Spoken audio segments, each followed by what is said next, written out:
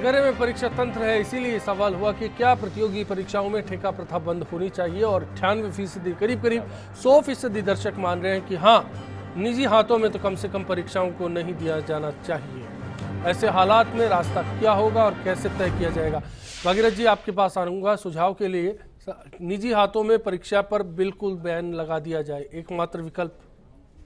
बिल्कुल बैन लगा दिया जाए, आरपीएससी परीक्षाएं करवाए और जो अधीनस्थ सेवा बोर्ड है वो अपनी परीक्षाएं कराए और पूरे सरकारी तंत्र के थ्रू करवाए।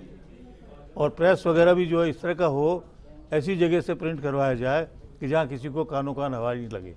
ये होता था पहले होती थी ना परीक्षाएं, सिस्टम था ना पहले हमारे टाइम पे।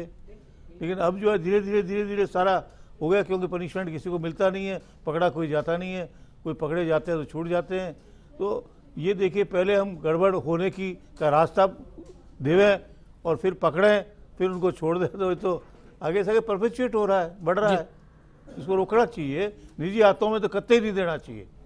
वरना फिर आरपीएससी को भी निजी हाथों में दे दो, अधीनस्थ बोर्ड को भी निजी हाथों में दे दो, सारी गवर्नमेंट ही निजी हाथों में दे दीजिए ना। जाहिर है, भरोसा कैसे किया जाए? सक्सेना साहब, आपका सुझाव?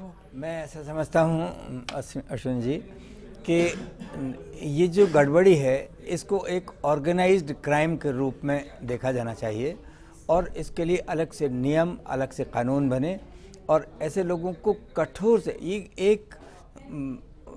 एक संदेश जाना चाहिए समाज में कि अगर इस तरह की गड़बड़ी में कोई पकड़ा जाएगा, क्योंकि इससे पूरा समाज, पूरी व्यवस्था बदनाम हो रही है, तो उनको कठोर से कठोर सज़ा दी जाएगी। और जैसा अभी सभी लोगों ने कहा है कि ये सज़ा कठोर से कोई इतना महत्व नहीं होगा जितना क्विक भी होगा और उसको प्रदर्शित होगा। समाज में जाना चाहिए एक आवाज़ कि जो लोग इस तरह की गड़बड़ी में लग रहे हैं उनको तत्काल सज़ा होती है और वो जाहिर है अगर ऐसा संभव होगा। और यही नहीं, केवल प्रतियोगी परीक्षाओं के लिए नहीं है, मैं तो ये कहता हूँ कि शिक्षण संस्थाओं में, यूनिवर्सिटीज़ में, स्कूल्स में, कॉलेजेस में जिन लोगों का चयन हो रहा है, जो लोग पढ़ा रहे हैं, जो बीएड वगैरह करके आ रहे हैं, बीएड की डिग्री आप घर बैठे ले लीजिए। आप ऐसे में कैसे इम्तिहान पर भरोसा किया जाए? कैसे इम्तिहान जो लफ्ज है वो कहाँ इम्तिहान है, आकर टिकेगा? इम्तिहान किस बात का? इम्तिहान नहीं है, ये जेब का इम्तिहान है, मन का, दिमाग का इम्तिहान है ही नहीं। उपेंद्र जी, सब्र का इम्तिहान कब तक होगा? देखो सर, मैं बताना चाहूंगा, सबसे पहले तो जो एजेंसी है ना, जिसको एजेंसी दी गई, उसके खिलाफ भी कार्रवाई होनी चाहिए। क्योंकि ऐसा नहीं है कि हमने जो गलती हो गई उसे आरपीएससी से करवा लेंगे कर्मचारी, लेकिन जो अब गलती, इसके खिलाफ कार्रवाई होनी चाहिए, दोषियों के खिलाफ, और तह तक जाना चाहिए कहाँ गलती हुई है। जब उनके खिलाफ कड़ी सजा उनकी दी जाएगी तो बेरोजगार में एक संदेश जाना चाहिए कि आगे से ऐसी कोई घटना नहीं होगी जिससे बेरोजगारों को हताशा आएगी। दूसरी बात है, इसका नाम जेल प्रहरी, यानी कि जेल का पहरेदार। क्या जब जेल के पहरेदार जब फर्जी लोग बन के आए तो क्या हमारी जेल सुरक्षित रह पाएगी? क्या हमारा ये बच पाएंगे? तो इसलिए सबसे पहले इनके खिलाफ कार्रवाई होनी चाहिए और बेरोजगारों में एक सरकार को ऐसा संदेश देना चाहिए कि बेरोजगार पढ़ाई करें। क्या आप चाहते हैं कि इसके डेडलाइन में जांच हो? क्योंकि जो लोग हैं, अगली बार फिर फहरिस्त बढ़ जाएगी। इस बार 5.5 लाख लोगों ने इम्तिहान दिया, अगली बार हो सकता है कि 7 लाख हो जाए। 2 लाख। देखो सर, मैं आपको बताना चाहूंगा कि कांग्रेस टाइम में भी, मैं आपको बताना चाहूंगा कि कांग्रेस टाइम में भी आप आरपीएससी से पेपर आउट हुए, आरटीएड का पेपर आउट हुए, काफी, तो उस टाइम में बीजेपी कह रही थी ये इसमें ये कमियां है, वो कमियां, लेकिन इस बार बीजेपी कहां गई? ये सरकार तो बीजेपी की थी ना। इसको, इस कमियों को बात खींचने की बजाय इन कमियों को निकालना चाहिए, बेरोजगारों की स्थिति सुधारनी चाहिए। प्रशासन और बेरोजगार गलतियों से सबक लेने का वक्त आ गया। जी देखिए, सबक तो 100% आ गया, लेकिन वो सबक कैसे लिया जाए, मैं 2-3 बातें आपके सामने रख रहा हूँ।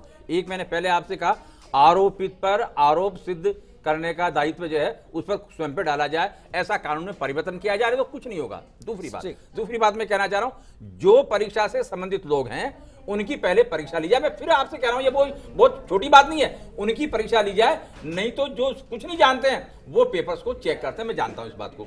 तीसरी बात मैं यहाँ पे कहना चाह रहा हूं, जो बेरोजगार हैं, अगर किसी भी कारण से परीक्षा निरस्त होती है तो उनका इंश्योरेंस होना चाहिए और कम से कम 20 गुना पैसा उनको मिलना चाहिए। और चौथी बात मैं ये कहना चाह रहा हूं कि जो परीक्षा निरस्त होती है उसके बाद में जो दूसरी परीक्षा होगी, चाहे कितने ही साल निकल जाए, उसको जना उसमें बैठने का अधिकार होना चाहिए। पांचवी बात मैं यहाँ पे ये कहना चाह रहा हूं कि जो प्राइवेट एजेंसी को देना, इससे ज्यादा जो है वो शर्मिंदगी वाली बात, संवेदनहीनता वाली बात, अकर्मण्यता वाली बात और लापरवाही वाली बात, जाहिर कोई हो है नहीं ये सकता। बहस करना हमारा मकसद बस इतना ही था कि जो कान अब तक बंद पड़े हैं वो शायद खुल जाए, जो दरवाजे अब तक बंद पड़े थे शायद खुल जाए।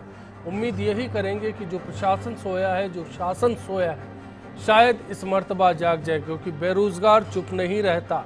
बेरोजगार वोट देता है और वोट में काफ़ी ताकत होती है लोकतंत्र के, सही मायने यही है। आज इस चर्चा में इतना ही। सभी मेहमानों का शुक्रिया अदा कर रहे हैं और आप सभी से इसी उम्मीद के साथ विदा लेना चाहेंगे कि आने वाला कल सभी के लिए आज से बेहतर साबित हो।